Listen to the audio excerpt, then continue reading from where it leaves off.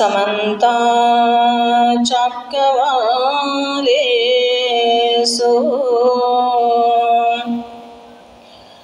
अत्र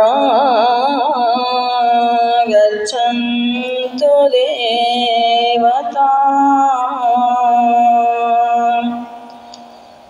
सद्धम्मं मुनिराजस्य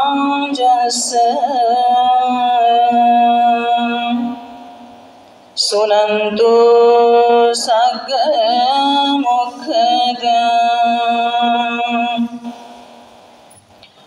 धम्मश्रवणकालो अयं भदन्ताम् धम्मश्रवणकालो अयं भदन्ताम् धम्मश्रवणकालो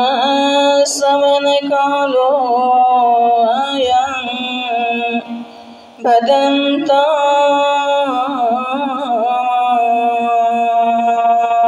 साधुता संपूर्ण विश्वाला सुखशांतीचा संदेश देणारे महाकारुणिक सम्यक संबुद्धांना त्रिरत्नांना अभिवादन करते। परमपूज्य बोधिसत्व डॉक्टर बाबासाहेब आंबेडकरांसारख्या संपूर्ण महामानवांच्या विचारांना तीव्र अभिवादन करते। श्रद्धा बुद्धी संपन्न शील संपन्न आपण जमलेले सर्वच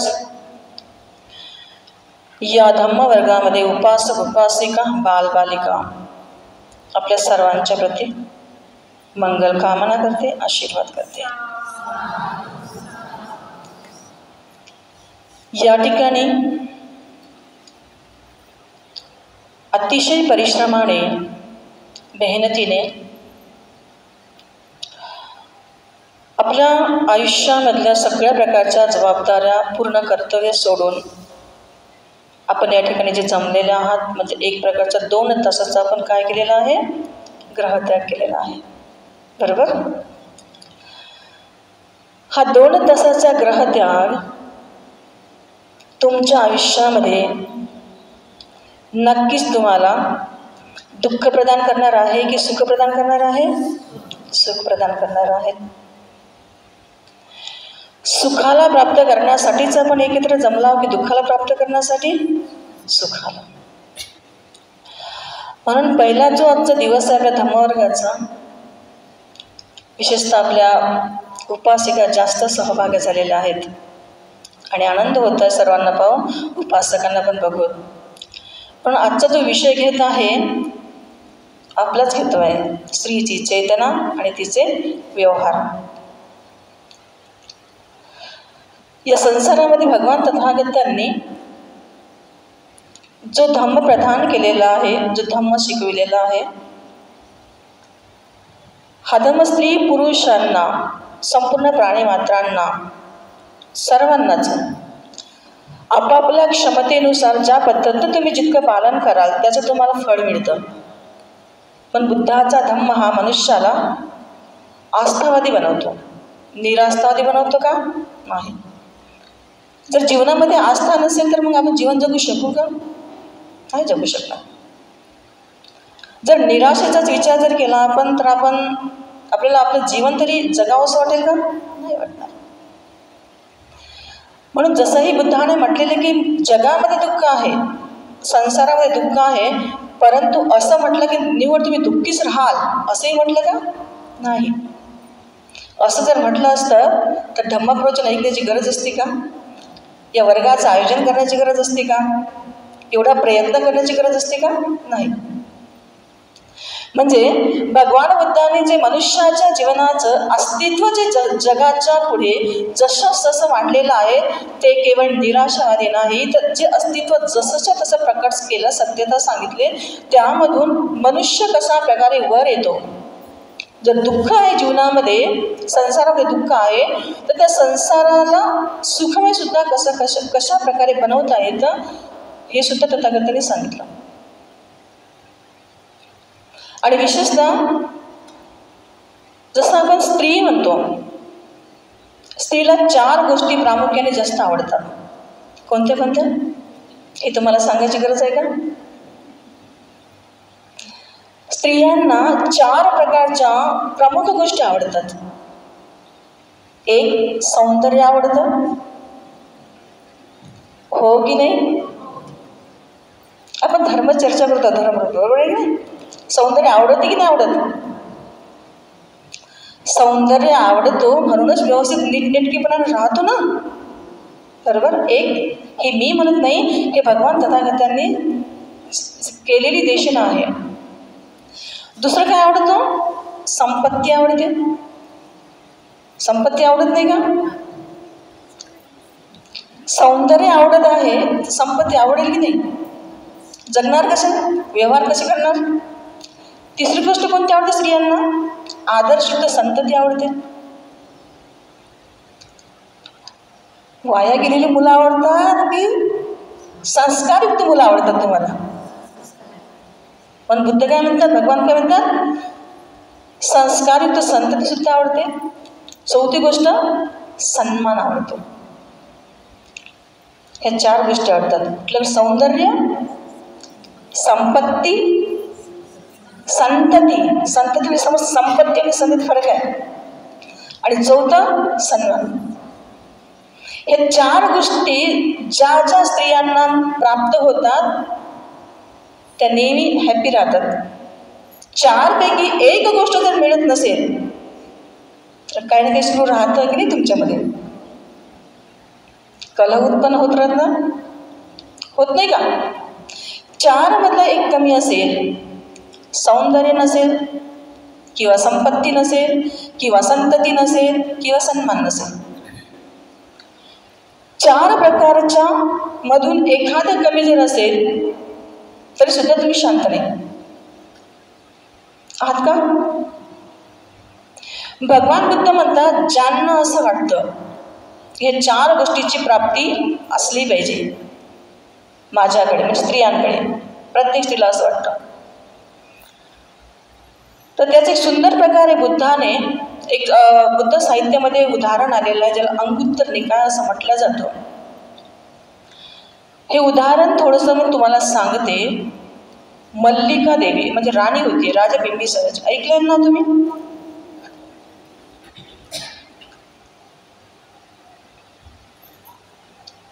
सौंदर्य संपन्न होती पण क्रोधिष्ट खूप होती. काय होते? क्रोधिष्ट. खूप राग यायचा, चिडचिड यायचं. होते का तुम्हाला तसं? कधी कधी कधी कधी राग येते का तुम्हाला? क्रोध येते का? चिडचिडपणा होतं का? होतं. बेचैन होते ना? ओके. किती सत्य बोलत, साधू म्हणतात, खरं बोलत आहे ना? नाही का? स्वाभाविक आहे, नॅचरली आहे. मल्लिका देवी म्हणजे मल्लिका राणी जेतवनामध्ये भगवान बुद्ध वास्तव्य करत असताना एकदा जाते आणि गेल्यानंतर अभिवादन करते. अभिवादन केल्यावर भगवंताला प्रश्न विचारते. गुरुला प्रश्न विचारले पाहिजे की नाही?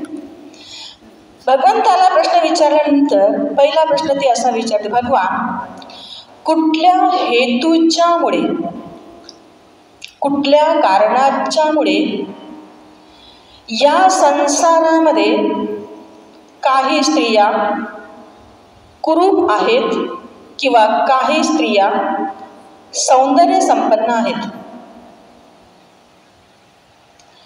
कोणत्या कारणाच्यामुळे, कुठल्या हेतूमुळे या संसारामध्ये काही स्त्रिया कुरूप आहेत किंवा काही स्त्रिया सौंदर्य आहे? दुसरा प्रश्न काय विचारते, भगवान, कुठल्या कारणाच्यामुळे, कुठल्या हेतूच्यामुळे या संसारामध्ये काही स्त्रिया संपत्तीयुक्त आहेत आणि काही स्त्रिया संपत्तीहीन आहेत, म्हणजे दारिद्र्यामध्ये जगतात? तिसरा प्रश्न विचारला, भगवान, कुठल्या कारणाच्यामुळे या संसारामध्ये काही स्त्रियांची मुलं संस्कारयुक्त असतात आणि काही स्त्रियांची मुलं संस्कारहीन असतात? चौथा प्रश्न विचारला, भगवान, कुठल्या कारणामुळे, कुठल्या हेतूमुळे काही स्त्रियांना सन्मान प्राप्त होतो तर काही स्त्रियांचा अपमान होतो. ज्या 4 गोष्टी आपण बोललो. यावर भगवान म्हणतात, या संसारामध्ये 4 प्रकारच्या स्वभावाने युक्त स्त्रिया व्यवहार करतात. 4 प्रकारच्या स्वभावाच्या स्त्रिया असतात. पहिली जी स्त्री तथागताने सांगितलेली आहे, हे माझ्याकडचं काहीच नाही आहे, हे भगवान बुद्धाने सांगितलं स्टेटमेंट आहे, तुम्हाला देत आहे ते. धम्मवर्ग घेतो ना आपण. कारण स्त्री शक्ती आहे. कोण आहे? ऊर्जा आहे की नाही? शक्ती आहे की नाही? तुमची ऊर्जा होती पण एवढं संख्येत तुम्ही बसलं. स्त्री कमजोर नाही आहे, स्त्री ऊर्जा आहे. मनावर घेतलं तर जगाला घडू शकते आणि मनावर जर घेतलं तर जगाचा विध्वंस करू शकते, नाही का? जे म्हणतो ना आदिमाय शक्ती, ते आदिमाय शक्ती ते नाही, स्त्री शक्ती खूप महान आहे. जगामध्ये स्त्री शक्ती महान आहे असं मी म्हणत नाही, तथागताचं वचन आहे. पण भगवान असे म्हणतात, हे राणी, या संसारामध्ये काही जे स्त्रिया असतात त्यांचा जो व्यवहार असतो हा थोडा वेगळा असतो. काही स्त्रिया जे कुरूप असतात हे अतिशय क्रोधिष्ठ असतात. खूप क्रोध करतात, चिडचिड करतात, खूप राग येते, छोट्या छोट्या कारणावरून चिडचिड करतात. असं होते का तुमच्यामध्ये कधी कधी? हो का नाही? विषय एवढाच असतो पण त्याचा इश्यू बनवायला क्षणी लागत नाही. हे मी म्हणत नाही, हे भगवान बुद्ध म्हणतात. भगवान म्हणतात, हे राणी, या संसारात काही स्त्री इतक्या क्रोधिष्ठ असतात की त्या छोट्या छोट्या कारणास्तव लगेच चिडचिड करतात. कारण समजून घेत नाही, कोणाचं ऐकून घेत नाही, पटवून घेत नाही, सत्यता जाणत नाही, ऐकण्याची क्षमता ठेवत नाहीत. बोललं की सनकन, बोललं की दणकन, बोललं की फणकन, नाही का? होतं का असं कधी कधी आपल्याला? होतं. म्हणून तथागत ज्या स्त्रिया या संसारात सतत चिडचिड करत राहतात, सतत क्रोधित राहतात, तर त्या संसारामध्ये कुरूप होतात. आता कुरूप तर तुम्हाला अर्थ नंतर सांगते, वर्णाने युक्त नाही म्हणत आहे तथागत. हे जे गोरपण आहे किंवा हे काळेपण आहे हा विषय नाही आपल्याला सांगायचा. दोनच रंग आहे आपल्याला, एक तर गोरा किंवा दोनच आहेत ना. तथागतांनी या वर्णाला कुरूप असं नाही म्हटलेलं आहे की काळा रंग आहे म्हणजे कुरूप आहे किंवा गोरा नाही आहे. इथं काळा आणि गोऱ्याची बिलकुल भाषा नाही आहे जे बुद्ध म्हणतात ते. कुरूपपणा म्हणजे काय आहे व्यक्तीमधला? भगवान बुद्ध म्हणतात, हे राणी, या संसारामध्ये जे कुरूपपणा म्हटलं जातं तेव्हा व्यक्ती जेव्हा राग येतो, व्यक्तीला क्रोध येतो, तेव्हा व्यक्तीच्या चेहऱ्यावरचे पेशन्स कसे असतात? ज्याला आपण राक्षस म्हणतो की नाही, राक्षस हा शब्द म्हणतो की नाही आपण, ऐकला आहे की नाही? ऐकलाय ना हा शब्द? आपण म्हणतो ना या धर्मामध्ये राक्षस आहे, असा आहे, तसं आहे. जेव्हा जेव्हा व्यक्तीला भगवान राग येतो, क्रोध येतो, तेव्हा व्यक्तीचं समग्र अस्तित्व पूर्ण त्याचं बनून जातं. आणि मग त्या व्यक्तीच्या चेहऱ्याकडे बघा, सनकन, दणकन, फनकन, होतं ना असं? तर भगवान म्हणतात हा कुरूपणा खूप भयानक असतो. भयानक नाही का? एखादा व्यक्ती काळा जर असेल, काळा असेल, गोरा असेल, तो भाग नाहीये. परंतु एखादा व्यक्ती क्रोध ज्या वेळी व्यक्तीला उत्पन्न होतो तो एका क्षणामध्ये सगळ्या परिवाराची शांतता भंग करतो की नाही करत? पण भगवान म्हणतात की हे राणी, या संसारामध्ये ज्या स्त्रिया काही कुरूप आहेत, हे कशामुळे? हे त्यांच्यामध्ये हा क्रोध, चिडचिडपणा, मीपणाचा जितका भाव जास्त असेल तितका त्यांच्यामध्ये काय उत्पन्न होतो? कुरूपपणा. मग हा कुरूपपणा उत्पन्न झाला, मग याच्यामध्ये एकच गोष्ट करते का? नाही. भगवान बुद्ध परत म्हणतात याच्यामध्ये आणखी ते दुष्कर्म करते. एखादं जर पुण्यकर्म कोणी करत जर असेल, कशाला करतंय? त्यांच्या नेहमीच आहे ना, आहे की नाही? म्हणजे स्वतः सुद्धा ते पुण्यकर्म करत नाही, जो करतो त्या व्यक्तीच्या चित्तामध्ये सुद्धा दूषित भावना उत्पन्न करते. होते का असं तुमच्यामध्ये? हो का नाही तर बोला. भगवान बुद्ध म्हणतात याच्या दोन गोष्टीमुळे, एक तर स्वतःही करत नाही, त्या क्रोधामुळे, रागामुळे, बोध नसल्यामुळे जो व्यक्ती करतो त्याच्याही मध्ये काय उत्पन्न करतो? बाधा उत्पन्न करतो. मग या व्यक्तीला, हा व्यक्ती जसं भगवान, ही स्त्री जशी कुरूप बनते, ही व्यक्ती संपत्तीहीन सुद्धा बनते. काय बनते? संपत्तीहीन. दिल्यानंतर काहीतरी, कारण भगवान बुद्ध धर्म आहे की दिल्यानंतर मनुष्याचं काही कमी होत नाही, म्हणतो की नाही आपण. मग प्रेम द्या, प्रेमही कमी होत नाही. मैत्री द्या, मैत्रीही कमी होत नाही. वस्तू द्या, वस्तूही कमी होत नाही. धर्म असा आहे की प्रदान करतो, तुम्हाला फळ मिळते. तर अशा प्रकारे तेव्हा भगवान म्हणतात की हे राणी, या संसारामध्ये काही स्त्रियांचा व्यवहार असा असतो. आजचा विषय काय? स्त्रीची चेतना आणि तिचे व्यवहार. ही पहिला असा व्यवहार करते. पहिली संसारातली स्त्री अशी असते की नेहमी राग, चिडचिड या बोध नसल्यामुळं सारखी तू मी मै याची भावना करत राहते.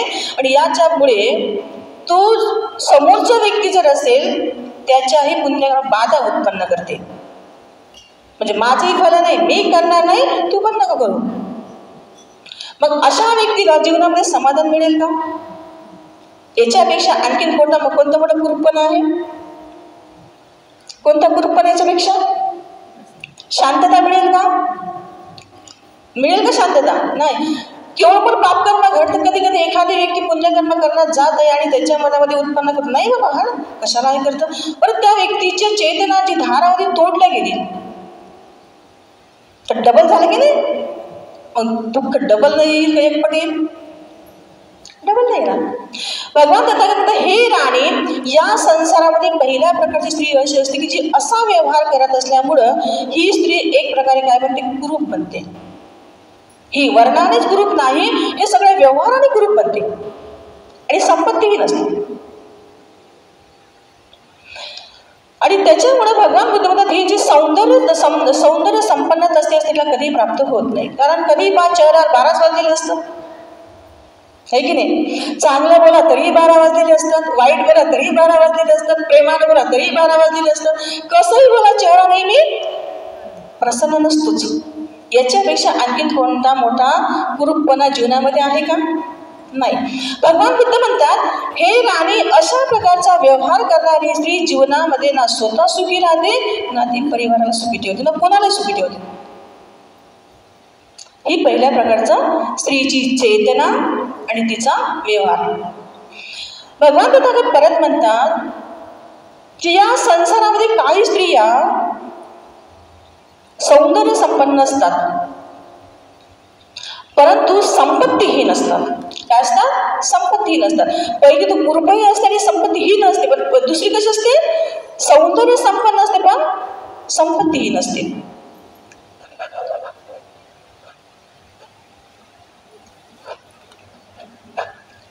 मग संपत्तीहीन आणि सौंदर्य संपन्नता कशी असते? जसं आपल्या लोकभाषेमध्ये दिसायला सुंदर आहे, छानपैकी मस्त गोड गोड बोलते, आहे की नाही? सगळ्या गोष्टी करते. भगवान तथागत हे राणी, या संसाराने काही स्त्री, दुसरी स्त्री अशी असते की ती सौंदर्य संपन्न असते, लोकांच्या समोर भारदस्त असं अस्तित्व वाटतं. काय मस्त बोलते बाबा, काय सुंदर चालते बाबा. परंतु जेव्हा संपत्तीचा किंवा देण्या घेण्याचा विषय जो असतो तेव्हा हो म्हणते आणि मागं जाते. हो म्हणते समोर, लोकांच्या समोर हो म्हणते, मागं लक्ष्मी होते ना, मग पाहू म्हणते नंतर काय असते. भगवान बुद्ध म्हणतात अशा प्रकारचं सौंदर्य जे असतं की दिसायला सुंदर असतं वरून, आतमध्ये पूर्णच्या पूर्ण एक प्रकारचा पहिल्या स्त्रीपेक्षा खूप मोठा कुरूपणा भरलेला असतो, असं मी म्हणत नाही, भगवान बुद्ध म्हणतात. मग संपत्ती कशी राहते? कारण स्वतःही कुठल्या प्रकारचं पुण्यकर्म करणार सरसावत नाही आणि दुसऱ्याचे हात एकदम बिलकुल बांधून ठेवते. मग ही दिसायला सुंदर सगळ्या गोष्टी असते परंतु याही स्त्रीला कधी शांतता मिळत नाही. स्त्रीची चेतना आणि तिचे व्यवहार.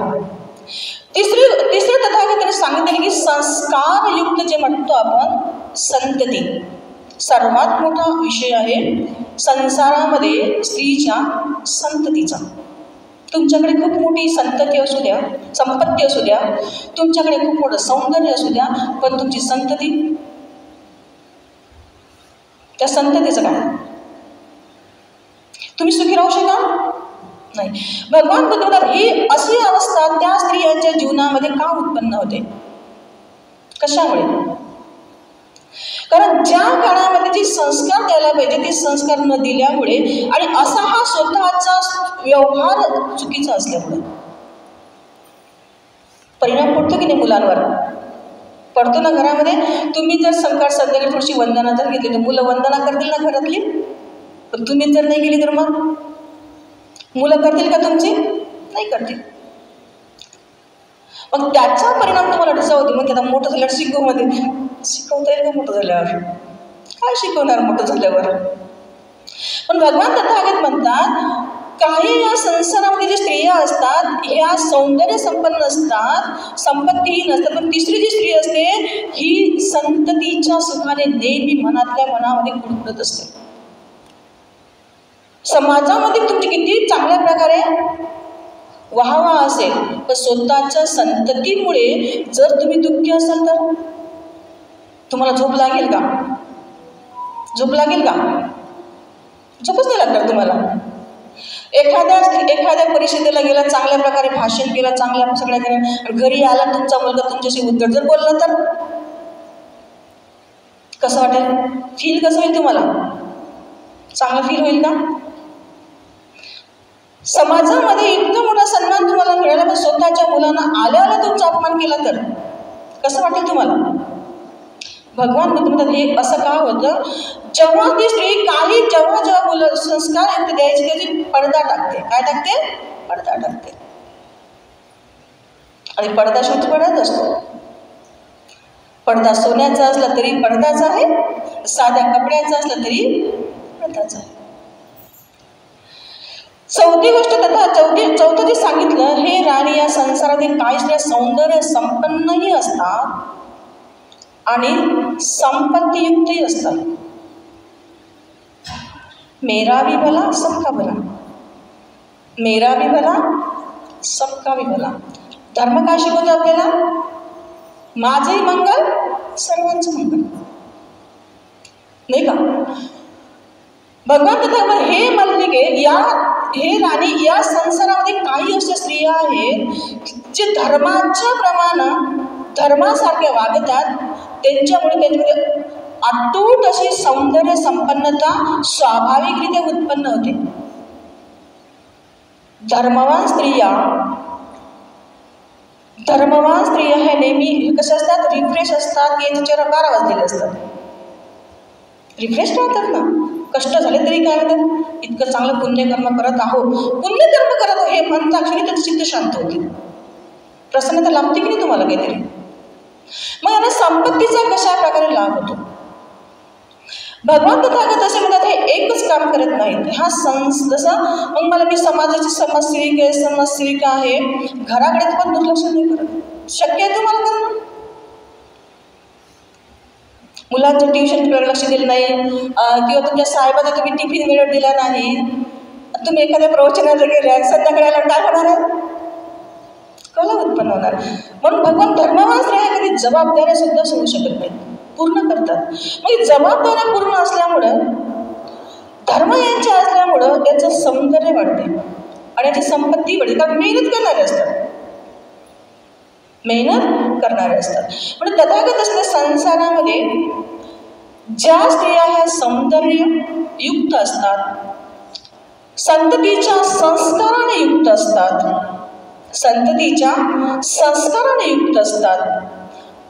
जे पुण्यकर्म करण्यासाठी नेहमी अग्रेसर असतात, चांगलं काम करण्यासाठी नेहमी आपला सहभाग देतात. बोलायची वाट पाहतात का? मला बोलावं असतं नाही, एक कॉल तर करायचं तर कमीत कमी एवढ्या मोठ्या तुम्ही गेल्या, एक कॉल करायला काही एवढं मोठं बॅलन्स कटलं असतं का? आहे की नाही? असं होते का हो का नाही? होते का? हो किंवा नाही तर म्हणा होते, आहे की नाही? मग असं जर त्याला धर्मवान स्त्रिया ह्या स्वतःहून इन्व्हॉल्व होतात. काय होतात? वाट बघावं लागत नाही धर्मवान स्त्रियांना. हे असं मी म्हणत नाही, हे तथागत म्हणतात. ज्याच्यामध्ये खरं धर्म आहे तू वाट पाहिल का? नाही का? स्वतःहून कॉल करेल, चला ना, झालं ना माझं, तुम्ही कधी येता म्हणून. वाट पण कधी कॉल येते, कधी कॉल येते, कधी म्हणते, असं कधी होणार नाही. पण धर्मवान स्त्रिया नेहमी पुण्यकर्म करण्यासाठी स्वतःहून सहभागी होतात. काय होतात? सहभागी होतात. त्यांना ये म्हणायची, वाट पाहण्याची गरज नाहीये. मग याच्यामुळे लाभ काय होतो? सक्रिय बनतील अशा धर्मवान स्त्रिया की निष्क्रिय बनतील? चौधरी नाही विहारामध्ये गेली, सारा कलच आहे, कोण नाही त्या विहारामध्ये, आम्ही नाही जात. काय होणार याच्यामधून? नुकसान विहारात झालं, व्यक्तिगत झालं. काय झालं? व्यक्तिगत नुकसान झालं.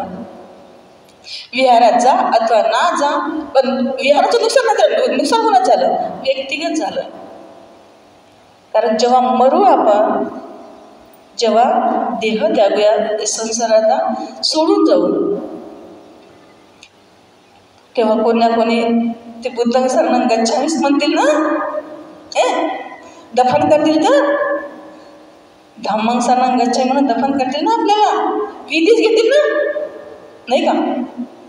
तर अशा प्रकारे तथागत म्हणतात 4 प्रकारच्या चेतनेने युक्त या संसारामध्ये स्त्रिया व्यवहार करत असतात आणि त्याचे काही व्यवहार चालतात. स्त्रियांची चेतना आणि त्यांचे व्यवहार हे समजून घ्यायचं असलं भगवान बुद्ध म्हणतात स्वनिरीक्षण. काय करायचं? स्वनिरीक्षण. समाज माझ्याकडे कसा पाहतो हे महत्वाचं नाही. समाजातील लोक मला किती दोष देतात, समाज माझ्याकडनं मला काय म्हणते हे म्हणते, मी समाजातील किंवा समाजातल्या लोकांकडे कसं पाहते, कुठल्या दृष्टीनं पाहते, समाजासाठी मी काय योगदान देऊ शकते. बरोबर?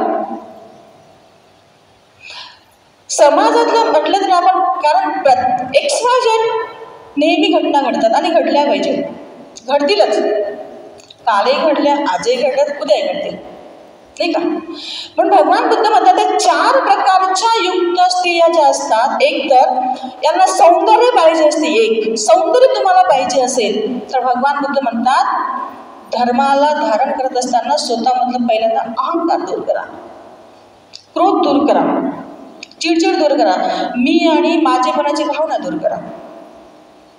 तर तुमच्यामध्ये स्वाभाविक सौंदर्य उत्पन्न होईल. जर तुम्ही करू शकले तर तुमची जी मुलं आहे विचार करतील की माझी आई, माझी मम्मी असं असं काम करते, चूक करत असताना, वाईट वर्तन करत असताना तो मुलगा किंवा मुलगी विचार करेल माझ्या आईचं स्थान समाजामध्ये किंवा लोकांमध्ये काय आहे. असं वाईट वर्तन जर केलं तर माझ्या आईच्या प्रतिष्ठेवर काय परिणाम होईल, विचार करेल की नाही करेल तुम्हाला बघून. कारण संपर्क हा मनुष्याचा ज्या ज्या सानिध्यामध्ये राहतो त्याचा परिणाम आपल्या जीवनावर पडतो ना. असं तुमच्या मुलांचा, तुमच्या मुलांच्या जीवनावर सुद्धा तुमचा परिणाम पडेल की नाही पडणार? पडेलच पडेल, 100% पडेल. संपत्तीचा जो विषय आहे, संपत्ती भगवान बुद्ध म्हणतात संपत्ती मनुष्याला जगण्यासाठी गरज असते. आणि संपत्ती जेव्हा मनुष्य मेहनत करतो, संपत्ती जेव्हा आपण एखादा दान धर्म करतो, दान धर्म केल्याने कधी कमी नाही होत, पुण्यकर्म कधी कमी होत नाही, उलट वाढते. धर्मवान स्त्रियांमध्ये ती गोष्ट नेहमी असते. प्रत्येक दिवस तू विचार, मी आज काय पुण्यकर्म करू शकतो. आपल्या घरामध्ये एखादा भिकारी येतो, मन सरसावलं पाहिजे, मला देता आलं बसला काहीतरी 2 घास, कमी होणार नाही. तर अशा प्रकारे भगवान तथागताने राणी मल्लिकेला हा उपदेश केला. आणि भगवंताला भगवान मी खूपच क्रोधित होते आधी, मी इतकी क्रोधित होते भगवान, मी इतकी चिडचिडपणा करत होते, परंतु धन्यवाद देते मी माझ्या राजा बिंबिसाराला, माझ्या स्वामीला, की ज्यांनी मला या धर्माच्या सानिध्यामध्ये आणलं. म्हणून तुम्ही सुद्धा धन्यवाद दिले पाहिजे त्या उपासकांना, तुमच्या माणसांना धन्यवाद दिले पाहिजे. तुम्हाला समाजामध्ये वावरण्याची परमिशन देतात. किती धन्यवाद दिले पाहिजे तुम्ही, आहे की नाही? जर त्या उपासकांनी तुम्हाला परमिशन दिली नसती पण बाहेर पडले असते का? नाही. तर अशा प्रकारे उपदेश ऐकल्यानंतर मल्लिका म्हणते, हे भगवान साधू साधू आजपासून माझ्या चित्तामध्ये मी कुठलाही क्रोध उत्पन्न होऊ देणार नाही, की जेणेकरून माझं सौंदर्य कमी होईल. आजपासून मी माझ्या चित्तामध्ये कोणाचे दुर्भावना होऊ देणार नाही, की जेणेकरून माझं सौंदर्य कमी होणार नाही. मी कोणाचे दान धर्मामध्ये पुन्हा आड येणार नाही, बाधा उत्पन्न करणार नाही, की ज्यामुळे माझी संपत्ती घडण्याचं मी कारण बनेल. तर अशा प्रकारे राणी मल्लिका ही खूप भावविभोर झाली आणि म्हणजे भगवान, ज्या प्रकारे मी तुमची आजीवन उपासिका बनले, अशा प्रकारचा हा धर्म मला सतत मिळावा. काय मिळावा? सतत मला प्रवचन ऐकायला मिळावेत, सतत मला पुण्यकर्म करायला मिळावेत, सतत मला हे कुठं ना कुठं सेवा करण्यास मिळावी. अशा प्रकारे वर्णन केलं आणि राणी निघून गेली. तर आजचा विषय तुम्हाला समजला? कारण जास्त संख्येने दिसली मला पहिल्यांदा हाच टळावा. कारण उपासकाचं म्हणणं असते महिलांना कंट्रोल करायची, महिलांना कंट्रोल, खरंच कठीण गोष्ट आहे ना महिलांना कंट्रोल करणं. काही नाही, उपासकांना शांत राहा सर म्हटलं बिलकुल बोलणार नाही. उपासक इतकी प्रामाणिक आहे, एका शब्दामध्ये ठेवते. 10 नाही किती उपासक, सर थोडं शांत राहा प्लीज, बिलकुल शब्द बोलणार नाही. मला जाऊ दे ना, तुम्ही पाकशा सुरू होता, आहे की नाही?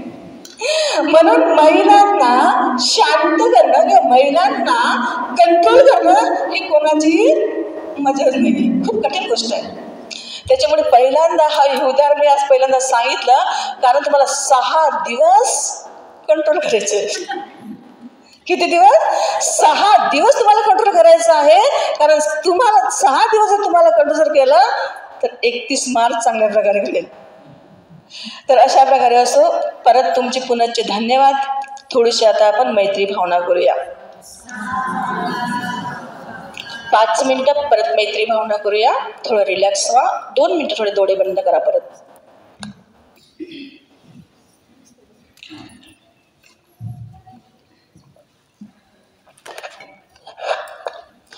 म्हणून संकल्प असा करा, आज